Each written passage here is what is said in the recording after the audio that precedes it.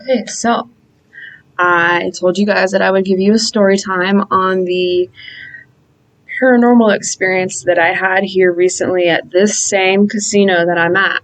I'm in a different room now, but I figure it's time to explain what happened. Now, first of all, I want to get into the astrology of the paranormal experience that I had because I believe that every experience can be explained within astrology. Now here, to figure out how can I record my screen. Anyway, I'm gonna find a way to open up my birth chart and explain a possible time period that I just entered, which is the Rahu Dasha. Now, what is Rahu? Rahu is the north node of the moon. It is your path in life. It is the things that you strive for. It is, and depending on what house Rahu is placed in, can yield different results.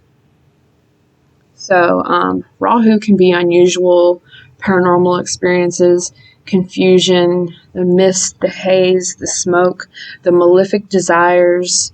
Rahu can definitely give paranormal experiences, and I believe that is one of the explanations as to what I experienced in the hotel room. Also, I want to do a demonstration of what it is that I experienced because it was like a physical experience during my sleep paralysis.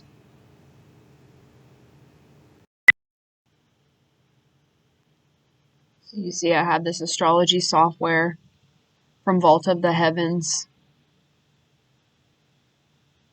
Put in my name, my birth date information, time if you have it.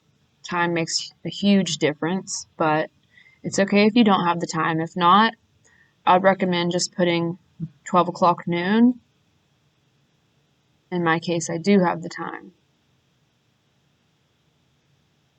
Go ahead and put in 10:54 a.m. And the North Indian chart is the one that I study. And so you see here I have the main birth chart, and over to the right I have the dashas. Now, I just entered Jupiter Rahu 11/16/21.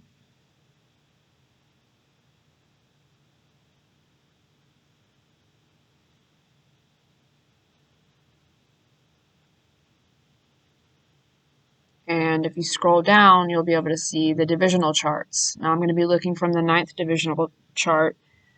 I have Rahu in the 4th.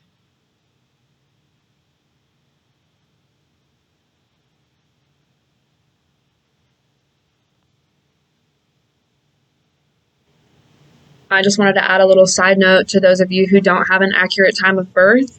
If you just put noon and you count from your moon's placement, so if you have Rahu 4th from your moon, then you can still count that as Rahu in the 4th house. So that's the best way to go off of reading a birth chart without an accurate time, is to count from the moon. So you want to count the house that the moon is already in to 4. So where the moon's at counts as a house. Then you count counterclockwise to the 4th. And if you have Rahu 4th from your moon, you're running through that dasha, could be having similar experiences. And so next, I just wanted to give you a little tidbit from the master astrologer and my teacher, KRS. Now keep in mind, I had watched this video a long time ago, probably at least a year ago. And now that I finally entered my Rahu Antardasha, which is the second time period, that video that he made just came back to mind. And I'm like, oh my God, he's right. It's happening. So yeah. Actually, after the second half of life, you will have some unusual experiences within your own dwelling. What do I mean by unusual experiences? And this is not something, well, of course, we don't know which sign it's in your Navamsha. But most of the time, it is something that you desire to have. Because remember, Rahu is Bhoga Karka. Rahu is there to fulfill your desire. He says, what do you want? What do you want, man? You want this? Okay, let me do my best to fulfill this for you. And so with Rahu in the fourth house, one will somehow, some way, will try to have unusual experiences within the home. Like, for example, they could have seances in the home. They could have some tantric prayers in the home to bring about some, higher and divine personalities and deities into your home. One may even have alien experiences within the home. So yeah, I just wanted to include a little bit of what my teacher, KRS, has to say about Rahu in the fourth, because as I showed you on my sharing my screen and pulling up my birth chart, that I did just enter my Rahu dasha. So whatever chronological time period that you're going through, so I have the 8th Lord in the first house, Jupiter, which is my main dasha, my main time period, and then I have Rahu in the 4th house in my Navamsha. So whatever divisional chart that you happen to be looking at, and your birth chart and your Navamsha are important to follow the transits, the dashas. Whenever you're running through a dasha or a chronological time period of that certain planet, it's going to light up the chart.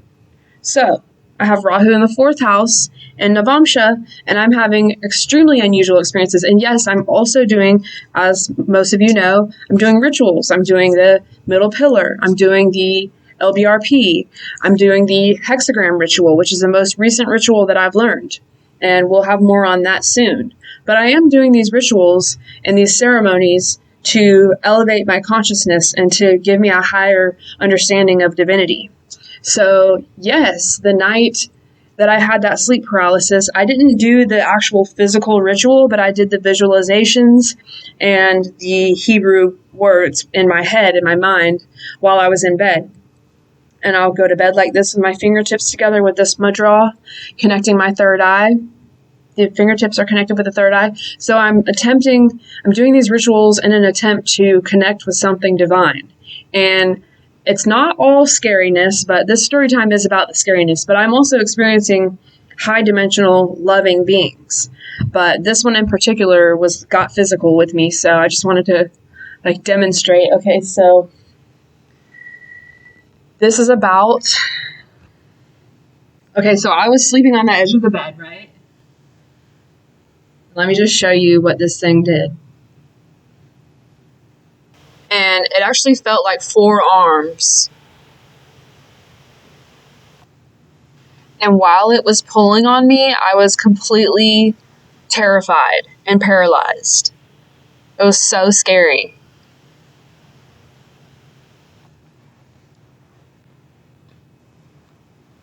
So yeah, I was actually paralyzed, and this thing was reaching under my covers and pulling, like its arms were going through me, and it was pulling at me. And it was the scariest thing ever. Oh my God. And I couldn't wake up. It was like reaching its arms into me and pulling at me. And I was paralyzed, and I was trying to scream, and I couldn't. And finally, whenever I woke up, I could scream. And I woke Ken up, and I made him turn the light on, and I had to just calm myself down a little bit. But I swear, it feels like the energy was building up to that moment, because the 2 prior times that I've stayed in this hotel, and I don't know if it has to do with me or the hotel or both, but the 2 prior times, the first night that I spent the night, I just had this feeling of terror, like impending doom, like something bad was going to happen, something's going to get me. And I almost felt irrational, like everything's okay, everything's fine, no one's going to hurt me, I'm safe, I'm fine. But I just had this overwhelming gut feeling of danger. So, but yeah, it's over with. I'm fine. Nothing's gonna hurt me. Just crazy to me. So yeah, I wanted to share that and explain that, I am in the Rahu Dasha. So I'm interested to see what other kind of experience unfold. This is what I wanted, and you have to take the good with the bad. It was definitely a low dimensional being pulling at me. But I know there's also a lot of good in store for me, a lot of loving light beings here to guide me. And they make themselves apparent, they make themselves known. So I'll take a little bit of sleep paralysis in order to experience the higher divine. I don't know if it's connected with the hexagram, which is the most recent ritual that I've learned. But the hexagram is supposed to, okay, so you do the banishing just like you do banishing with the LBRP. And you are banishing and calling on the energy of the cosmos in the zodiac. So you're banishing bad celestial energy and you're invoking the good. It's a beautiful ceremony, and I've been meaning to memorize it for a while now. Haven't quite memorized it, but somewhat. And I'm just excited to take part in this magic, and it does cause things to happen that I've wanted to happen. And as soon as I wake up and catch my breath and realize that I'm awake and it was a dream, I'm sure that it was something that really did happen, but I'm safe when I'm awake. You know what I mean? So yeah, I remember trying to say while I was in my sleep paralysis, the Lord is with me. And I couldn't quite get it out. So once I was awake, I was like, the Lord is with me, made sure that I said it loud and clear. But yeah.